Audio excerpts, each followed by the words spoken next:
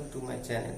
আগের পর্বে আমি আলোচনা করেছিলাম ন্যারেশন চেঞ্জের অ্যাসার্টিভ সেন্টেন্স। আজকে এসে তোমাদের সামনে দ্বিতীয় পার্ট নিয়ে, অর্থাৎ ইম্পারেটিভ সেন্টেন্স।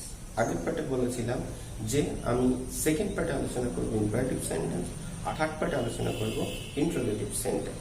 তো চলো শুরু করি আজকের part, narration change imperative sentence.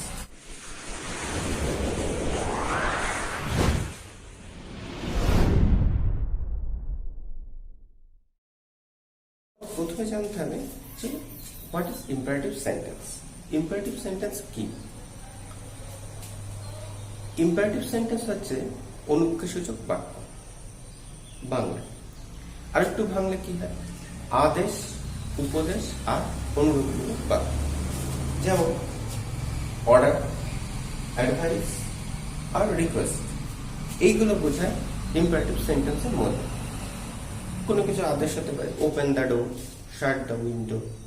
Request হতে পারে please give me a book, please do it, এমন কিছু। আবার কি না, তো advice, obey your elders, respect the traffic rules, advice. Keep silence, এগুলো হচ্ছে অ্যাডভাইস। তো এই এক প্রকার ইম্পারেটিভ সেন্টেন্স। আর একটা ইম্পারেটিভ সেন্টেন্স আছে, সেটা হচ্ছে লেট দিয়ে শুরু হয়।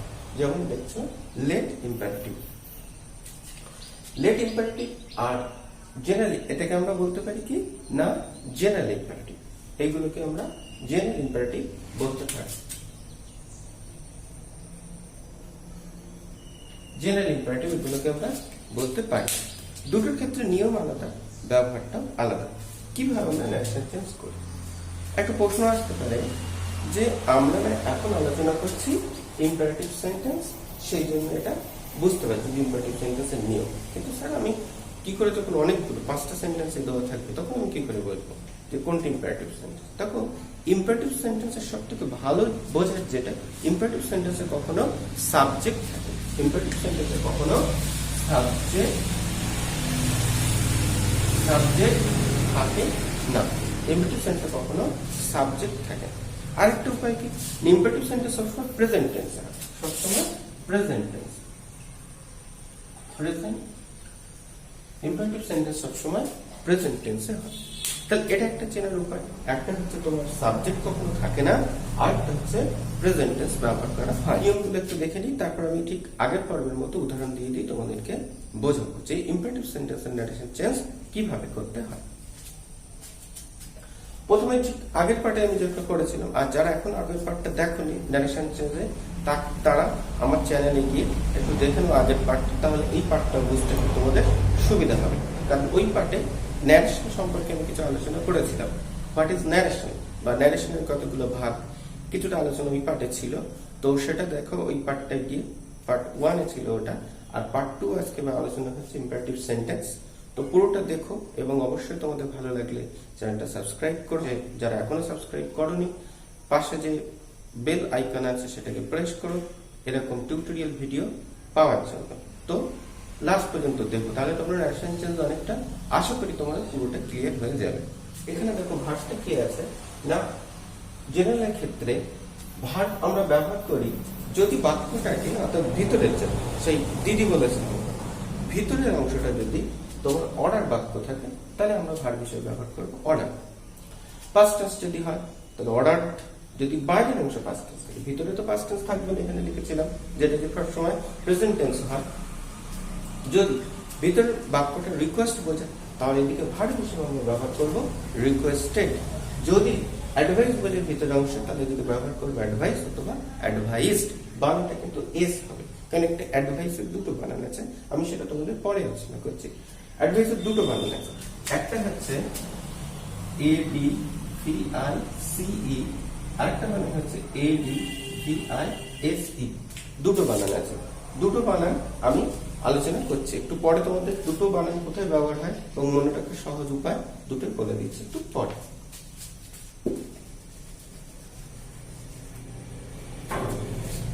তো দেখো অ্যাডভাইস,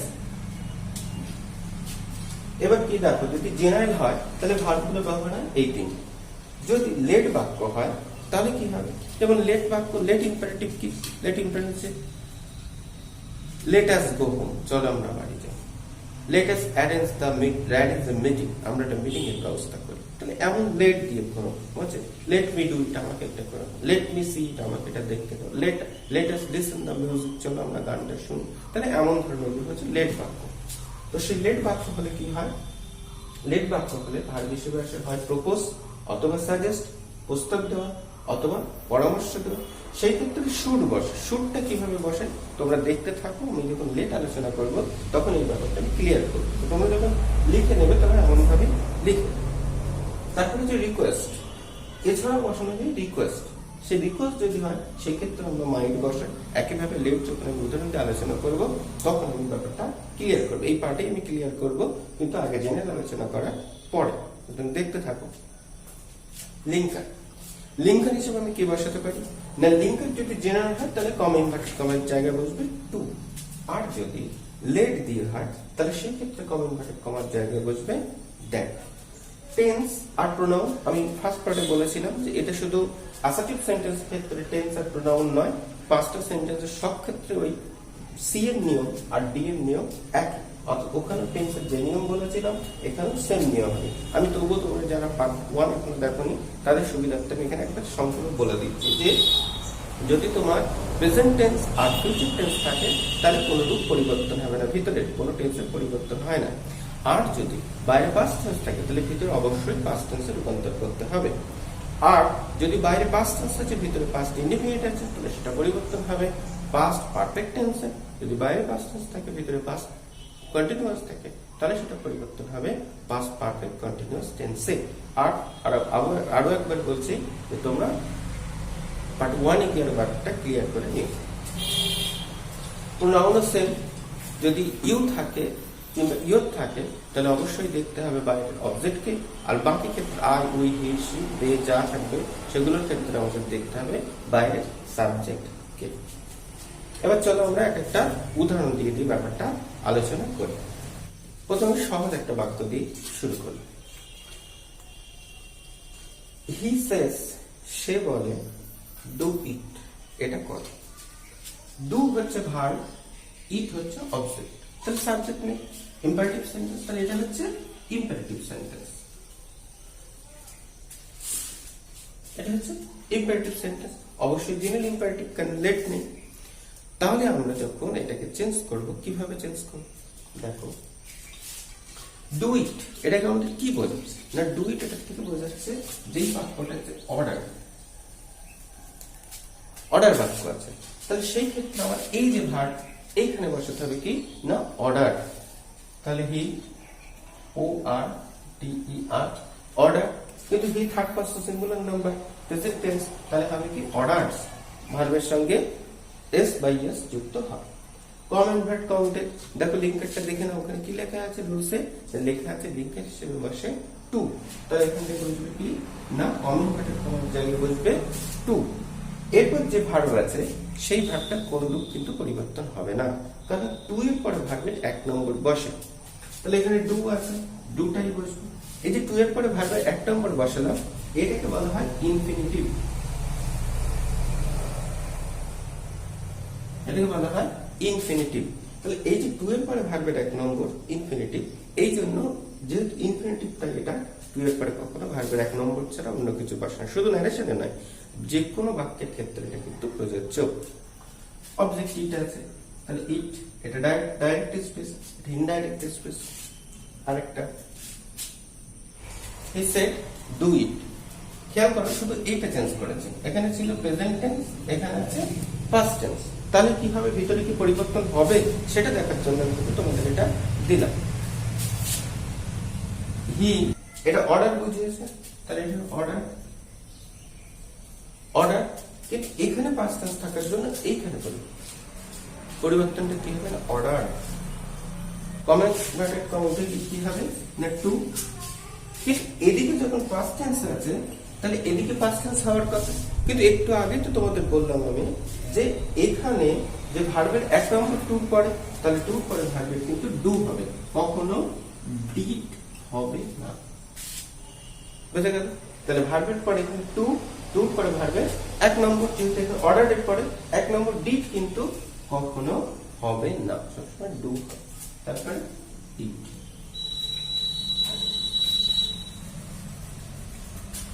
অর্ডার হলো। এবার চলো আলোচনা করি রিকোয়েস্টের আগে।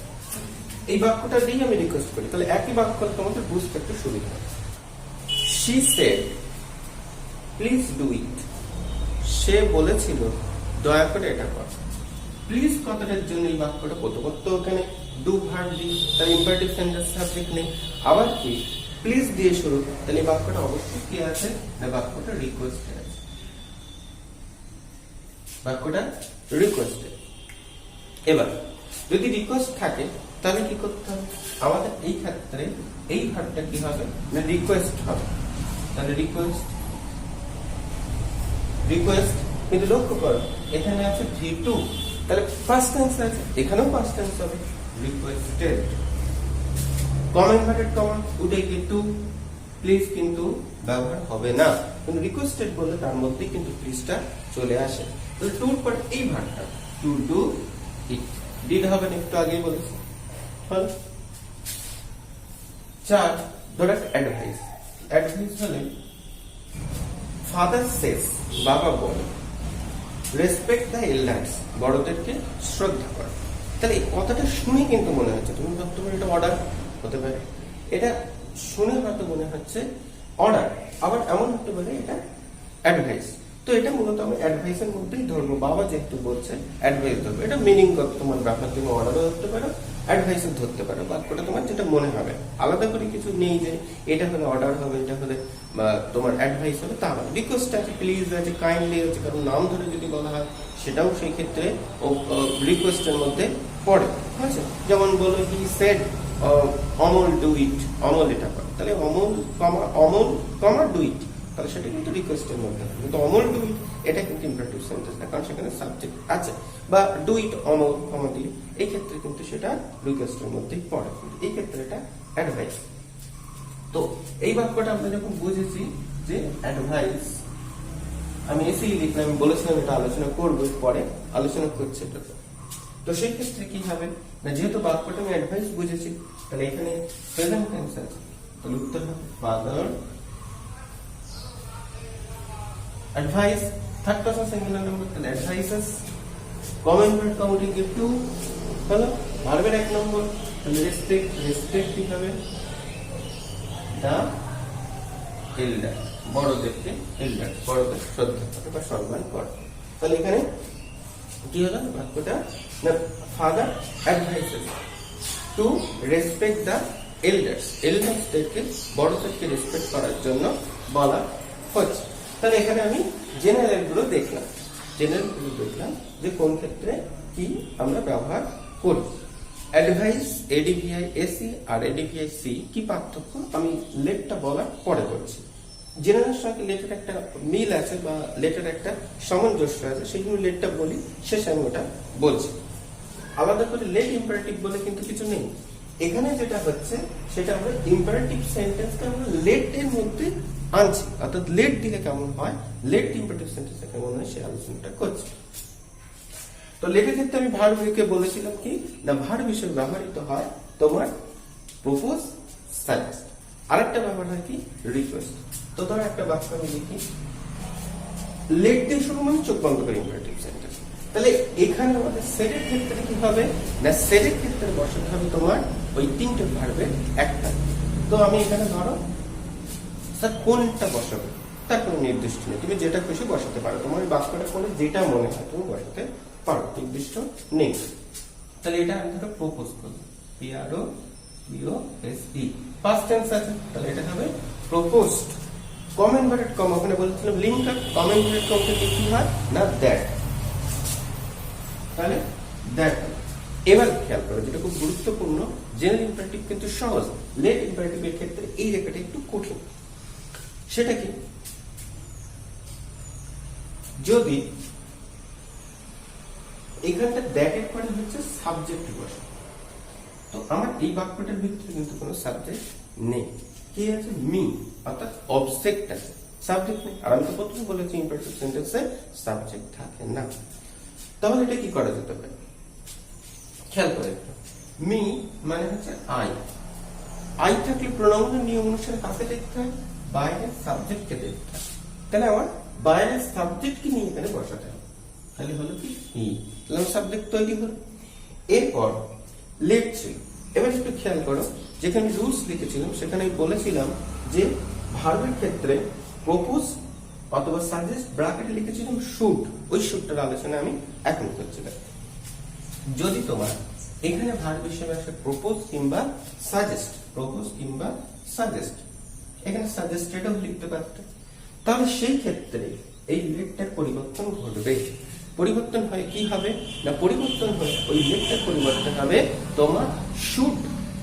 তাহলে he should, he should. Should হচ্ছে মডেল অক্সিলারি, মডেল অক্সিলারি পরেও কিন্তু ইম্পারেটিভ বসে, মানে সর্বদা ভার্বের এক নম্বর বসে সব ক্ষেত্রে, শুধু ন্যারেশন নয়, ইংলিশের যে কোনো বাক্য যে কোনো ক্ষেত্রে মডেল অক্সিলারি পরে ভার্বের এক নম্বর বসে, কারণ এটা ইম্পারেটিভের একটা নিয়ম। তাহলে শুডের পরে বসবে কি ডু বা ইট, পরিবর্তন হবে। তাহলে এটা হলো ইম্পারেটিভ সেন্টেন্সের একটা উদাহরণ। আরেকটা উদাহরণ দিই, late us arrange a picnic. তাহলে আমি এটাকে কি করতে পারি, প্রপোজ সাজেস্ট করলাম, তাহলে আমি ধরো রিকোয়েস্টই করলাম, দে রিকোয়েস্টেড হতে পারে, সাজেস্টেড হতে পারে, রিকোয়েস্টেড আর ই এস টি। যদিও এটা প্রপোজ কিংবা সাজেস্ট করলে ভালো হতো, তো তোমাদের বোঝানোর জন্য আমি রিকোয়েস্টেড দিয়ে করলাম। দে রিকোয়েস্টেড সেটের ক্ষেত্রে যদি ইম্পারেটিভ কম ইম্পারেটিভ কাউন্টিং দিয়ে দ্যাট আস আছে, আস থাকলে কি হয়, তার সাবজেক্ট হচ্ছে উই। আমাকে লিখতে হবে বোঝানোর জন্য, তোমাদের লেখার দরকার। উই থাকলে আমাদের বাইরের সাবজেক্টকে দেখতে হয়, বাইরের সাবজেক্টকে দেখতে হয়। তাহলে বাইরের সাবজেক্ট হচ্ছে দে, সেই দে গিয়ে এখানে বসবে, দে গিয়ে এখানটা বসবে। এরপরে কি লেট আছে। আমি দেখো তোমাদের নিয়মে বলেছিলাম যে যদি রিকোয়েস্টেড হয় ব্র্যাকেটে লিখেছিল ওখানে মাইট, কি মাইট না, এই যে লেটটা লিখেছিলাম এই লেটের জন্য সাবজেক্টের পরে বলছি মাইট, মাইট, দে মাইট। তারপরে কি ভার্বের এক নম্বর বসে, দে মাইট অ্যারেঞ্জ এ পিকনিক। তাহলে ক্লিয়ার। তাহলে এখানে শুড আর এখানে হচ্ছে মাইট, ওখানে বসেছে শুড, এখানে মাইট। কেন শুড বসেছে না, এখানে প্রপোজ বা সাজেস্ট ছিল, সাজেস্টেড বা প্রপোজ ছিল সেই জন্য, আর এখানে রিকোয়েস্টেড এই জন্য এখানে বসালাম মাইট। এটাকে তোমাদের খেয়াল রাখতে, তুমি একটা ছেলে লিখলো এটাকে প্রপোজড, একটা ছেলে এটাকে লিখলো রিকোয়েস্টেড, অসুবিধা নেই। কিন্তু এখানে সাজেস্টেড কিংবা প্রপোজ লিখলো তাকে কিন্তু এখানে শুড লিখতো। এটা যদি ঠিক থাকে তাহলে দুটোই ঠিক, অবশ্যই কোনো অসুবিধা নেই আলাদা আলাদা লেখার সত্ত্বেও। চলো এবার আরেক ধরনের একটু দেখা ইম্পারেটিভ সেন্টেন্সে এই লেটের ইম্পারেটিভ। সে বলেছিল let us listen the music, চলো আমরা গানটা শুনি। একটু খেয়াল করবে আগের দুটোর মতোই, কিন্তু একটা ছোট্ট প্রবলেম আছে, সেটার জন্য আমি এটা তোমাদের লিখলাম। কি সেটা, এই বাক্যটা তুমি প্রপোজড, সাজেস্টেড, রিকোয়েস্টেড যেটা খুশি লিখতে পারো। তো সাজেস্টেড দিয়ে আমি একটাও লিখে নিই, তো সাজেস্টেড দিয়ে এটা লিখলাম, হি সাজেস্টেড, যেহেতু এটা পাস্ট টেন্স তাই এটাও পাস্ট টেন্স হবে, সাজেস্টেড। কমেন্ট ভার্ব কাউন্টে কি হবে না দ্যাট, কমেন্ট ভার্ব কাউন্টে কি হবে দ্যাট। এবার দেখো আস আছে, যেটার জন্য লিখলাম, খেয়াল করো এটার জন্য আমার এই বাক্যটা লেখা আস আছে, আস থাকলে আমাদের উই হবে, তাহলে উই মানে দেখতে হবে আমাদের সাবজেক্ট অর্থাৎ হি, তাহলে আমি হিও লিখলাম। এবার একটু মন দিয়ে দেখো, এখানে হি কিন্তু সাবজেক্ট তো বটে, কিন্তু সাবজেক্ট সিঙ্গুলার, সিঙ্গুলার, কিন্তু এখানে আস যেটা লেখা ছিল এটা ছিল অবজেক্ট প্লুরাল, তাহলে মিলছে না, এটা সাবজেক্ট, এটা সাবজেক্ট, এটা অবজেক্ট, এখানে প্লুরাল, এখানে সিঙ্গুলার, তাহলে মিলছে না। তাহলে আমাকে এটা আমি সাবজেক্ট করতে হবে, আমি হি কে সাবজেক্ট করেছি, তাহলে আমি একটা শর্ত পালন করতে পেরেছি, কিন্তু আরেকটা শর্ত কি ছিল প্লুরাল, আমি তো সিঙ্গুলার লিখেছি, তাহলে হবে না, আমাকে কিন্তু প্লুরাল করতে হবে। তাহলে এখানটা সিঙ্গুলার কে চেঞ্জ হয়ে কি হবে না প্লুরাল, প্লুরাল বহুবচন করতে হবে। হি প্লুরাল কি, হি, সি, কোন নাম, এগুলোর প্লুরাল হচ্ছে কি না দে। দেখো এখানে কিন্তু দে নেই, কিন্তু যেহেতু এখানে আস আছে প্লুরাল, অবজেক্ট প্লুরাল, কিন্তু ঘরটা হচ্ছে সাবজেক্ট প্লুরাল, তাই আমাকে দে বসাতে হলো। এখানে প্লুরাল থাকলে এখানে প্লুরাল হবে, এখানে সিঙ্গুলার থাকলে এখানে সিঙ্গুলার হবে। এটাই হচ্ছে এটার পার্থক্য ছিল। বাকি তাই সাজেস্টেড আছে, তাহলে অবশ্যই লেটের পরিবর্তে আমাদের শুড হবে। শুড। লিসেন আছে, listen, listen the music, the music. তো এই ছিল তোমাদের ইম্পারেটিভ সেন্টেন্সের ন্যারেশন চেঞ্জের নিয়ম বা আলোচনা। এবার তোমাদের যেটা আমি প্রথম থেকেই বলছি যে অ্যাডভাইসের যে পার্থক্যটা সেটা এবার আমি তোমাদের আলোচনা করব। তো আশা করি এটা বুঝতে পেরেছ। দেখো বানান দুটোর মধ্যে এটা পার্থক্য, এখানে আছে সি, এখানে আছে এস। এটার বাংলা হচ্ছে উপদেশ, এটার বাংলা হচ্ছে উপদেশ দেওয়া। মানে কি, এই সি মানে এটা হচ্ছে নাউন, এস মানে এটা হচ্ছে ভার্ব। তাহলে আমরা যদি সি লিখি সেটাকে হয় নাউন। যেমন প্লিজ ফলো মাই অ্যাডভাইস, এমন হতে পারে প্লিজ ফলো মাই অ্যাডভাইস। এই যে, কারণ এখানে ফলো ভার্ব আছে, তাহলে এটা ভার্ব নয়, এটা হচ্ছে নাউন। ওকে। আবার কি, হি ADVISES অ্যাডভাইসেস মি, সে আমাকে উপদেশ দেয়, তাহলে এখানে কিন্তু এটা ভার্ব এস, এখানে কিন্তু সি। এবার একটা প্রশ্ন যে স্যার এটা মনে রাখার কি কোনো সহজ উপায় আছে যে সি হলে নাউন হবে, এস হলে ভার্ব হবে? হ্যাঁ আছে, আছে মানে গ্রামার বইতে নেই, এটা আমি একটা ভেবে বার করেছি, আমি সেটা তোমাদের সঙ্গে শেয়ার করছি, মনে হয় তোমাদের ভালো লাগবে এবং তোমরা উপকৃত হবে।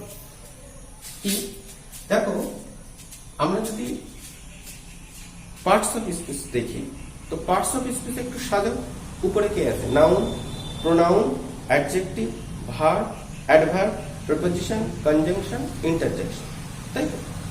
যদি আমরা এবিসিডি অ্যালফাবেটে দেখি, তাহলে ABC DEFGH, তাহলে সিটা আগে, এসটা আছে অ্যাডভার্বের একদম শেষের দিকে।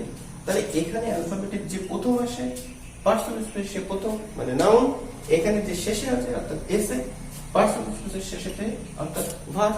ভার্ব হলে দেওয়া বা করা বোঝে, উপদেশ দেওয়া, উপদেশ করা তো হয় না, উপদেশ দেওয়াই হয় সবসময়, উপদেশ করা হয় না। তাহলে এখানে সি হলে নাউন, এস হচ্ছে ভার্ব। তো এই পর্যন্ত ছিল আমাদের ন্যারেশন চেঞ্জের ইম্পারেটিভ সেন্টেন্সের আলোচনা। থার্ড পার্ট যেটা হবে সেখানে আমি আলোচনা করব ন্যারেশন চেঞ্জের ইন্টারোগেটিভ সেন্টেন্স, অর্থাৎ প্রশ্নবোধক বাক্য কিভাবে চেঞ্জ করতে হয়। ইন্টারোগেটিভ সেন্টেন্সের দুই রকম ভাবে ন্যারেশন চেঞ্জ করতে হয় যেটা ইম্পারেটিভ সেন্টেন্সের মধ্যে। তো যদি আমার এই টিউটোরিয়াল গুলো তোমাদের ভালো লাগে গ্রামার পার্টের উপরে, যারা এখন সাবস্ক্রাইব করোনি প্লিজ সাবস্ক্রাইব করো, পাশ এর বেল আইকনটা প্রেস করো, আর যারা সাবস্ক্রাইব করেছো তাদের ভালো লাগলে লাইক দাও। সবাই যারা সাবস্ক্রাইব করেছো তাদেরকে ধন্যবাদ, এবং ভালো লাগলে ভিডিওটা অবশ্যই লাইক দাও। আজ এই পর্যন্ত, সবাই ভালো থেকো, জয় হিন্দ।